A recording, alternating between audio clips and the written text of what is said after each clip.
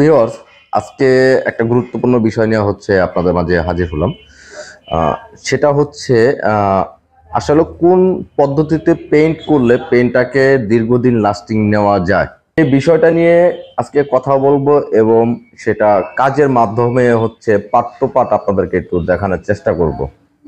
আজকে আমাদের কাজের যে বাইকটা সেটা হচ্ছে অ্যাপাচে আরটিআর, এই ফুয়েল ট্যাঙ্কিটাকে হচ্ছে আমরা কালার করব এবং কোন পদ্ধতিতে কালার করলে আপনার বাইকের কালার দীর্ঘদিন লাস্টিং করবে এবং শাইনিংটাকে ধরে রাখবে সেটা একটু দেখানোর চেষ্টা করব। আশা করি ভিডিওটা স্কিপ না করে আপনারা দেখবেন। সম্পূর্ণ জিনিসটা দেখে হয়তো এখানে অনেক কিছু শিখতে পারবেন আপনারা, কিভাবে জেনুইন পদ্ধতি, পেইন্টের যে সঠিক পদ্ধতিটা সেই পদ্ধতিতে কালার করা যায়। তো কথা না বাড়াই, আমরা কাজে চলে যাই। ভিডিওটা কন্টিনিউ দেখতে থাকুন। আর এখনো আমার চ্যানেলটাকে যারা সাবস্ক্রাইব করেননি অবশ্যই চ্যানেলটাকে সাবস্ক্রাইব করে দিবেন। তো দেখতে থাকুন আজকের এই ভিডিওটি।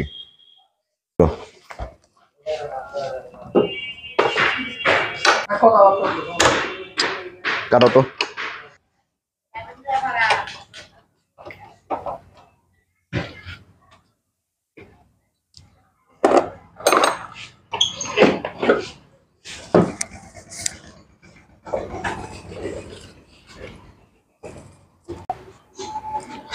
আমরা অনেক সময় বলে থাকি যে ট্যাঙ্কির কেন গ্যান্ডিং দিয়েছিলেন, তার একটা উক্তি আপনাদেরকে একটু দেখাই। যে এটার মধ্যে একবার কাজ হয়েছে, ট্যাঙ্কিটা একবার কাজ হয়েছে। এই যে দেখেন পুটিং, হ্যাঁ, এই যে পুটিং দেখেন, এই যেখানে খুঁচা দিলে এই রংগুলো উঠে যাচ্ছে, এগুলো সব খুঁচা খুঁচা ওঠানো হয়েছে। তো এটাকে কেমিক্যাল দিয়ে ওঠানো সম্ভব না।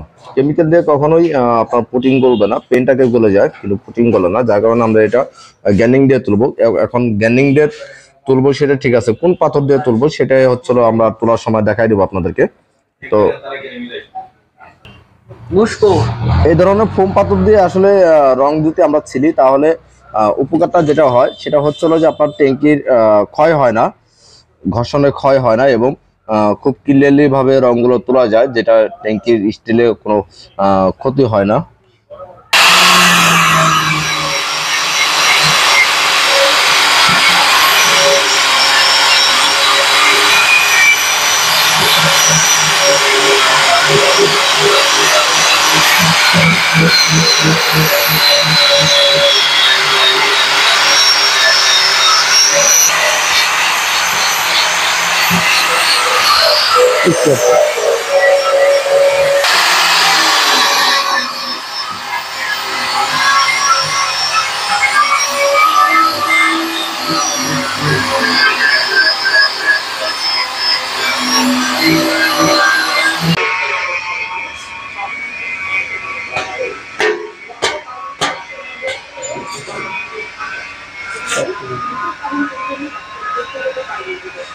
তো অলরেডি কিন্তু আমরা ট্যাঙ্কির যে পূর্বে কালারটা আছে সেই কালারটা কিন্তু আমরা রাফ কেটে নিছি। এই যে দেখেন রাফ কেটে নিছি, সম্পূর্ণ গুলাও করে নিছি।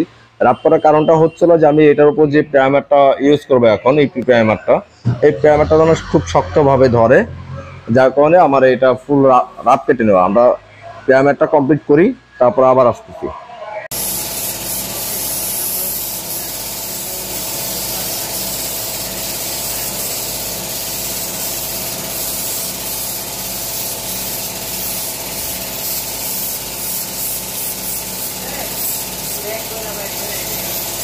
না গো দেখা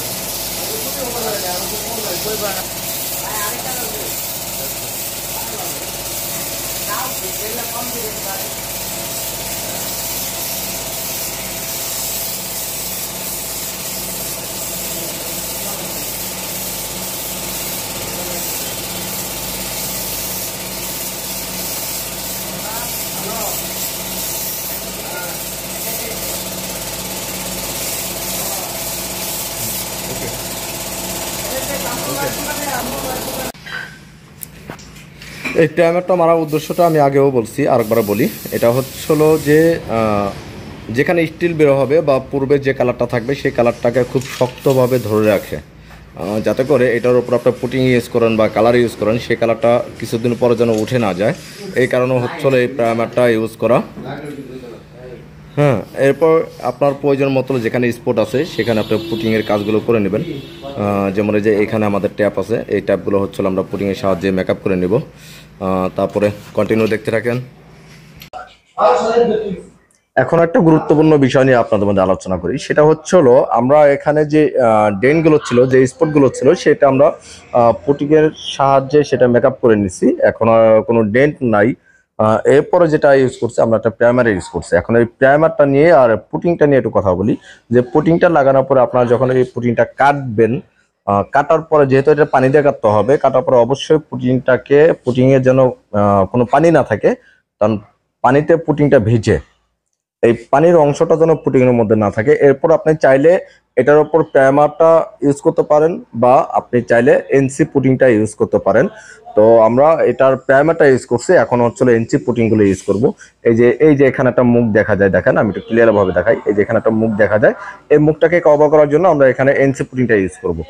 যেমন এই যে এখানে আপসা আপসা কতটুকু দেখতে পাচ্ছেন আমি জানি না, এই যে এখানে দেখা যায় যে পুটিং এর মুখগুলো রয়ে গেছে, এই যে কিছু কিছু স্পট রয়ে গেছে, এগুলোকে আমরা এনসি পুটিং এর মাধ্যমে হচ্ছে মেকআপ করব। দেন তারপর হচ্ছে আরেকটা প্রাইমার ইউজ করব।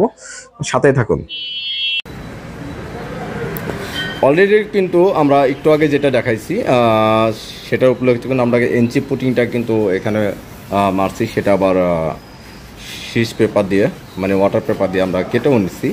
তো এখন এটার উপর দিয়ে হচ্ছে হলো ফাইনালি পেইন্টের আগে যে প্রাইমারটা ইউজ করা হয় সেটা হচ্ছিল আমরা এখন মারবো। সাথে থাকুন। তারপরে হচ্ছিল আমরা মেইন কালারে যাব, দেখতে থাকুন। এই প্রাইমারটা ইউজ করার পরেই কিন্তু আমাদের কালার করার যে শুরু থেকে শেষ পর্যন্ত যে পদ্ধতিটা থাকে সেটা কিন্তু শেষ হয়ে যায়। এখন আপনি চাইলে এটার উপরে আপনার বাইকের যে কালারটা আছে সেই কালারটা আপনি অ্যাপ্লাই করতে পারবেন। যদিও আমরা এটা রেড কালার করব, বাইকটা রেড কালার ছিল, রুবান্ডাটি রেড কালার ছিল, তো সেটাই হচ্ছিল বিস্তারিত আরো দেখাবো। এটার উপর আমরা আরো কয়েকটা কালার আমরা ইউজ করব। তো ফিনিশিং পর্যন্ত হচ্ছিল আমরা দেখাবো আপনাদেরকে, একটু ধৈর্য সহকারে ভিডিওটা দেখুন।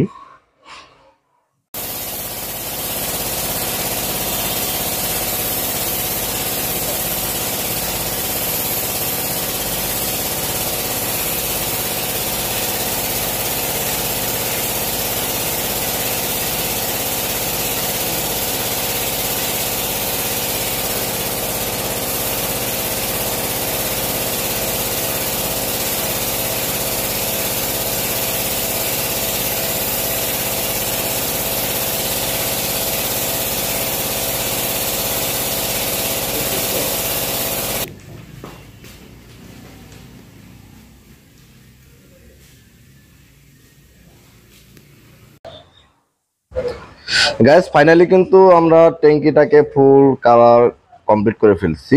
এই হচ্ছে আপনার কালারের কন্ডিশন। এই কানটাও আমরা কালার করছি, পিছনের সিট প্যানেলটাও আমরা কালার করে দিচ্ছি, পিছনের সিংটাও আমরা কালার করে দিচ্ছি। এই যে দেখেন,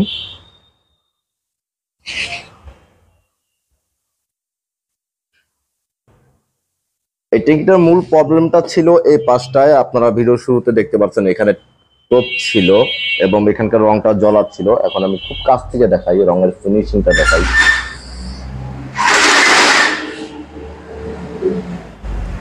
দেখেন,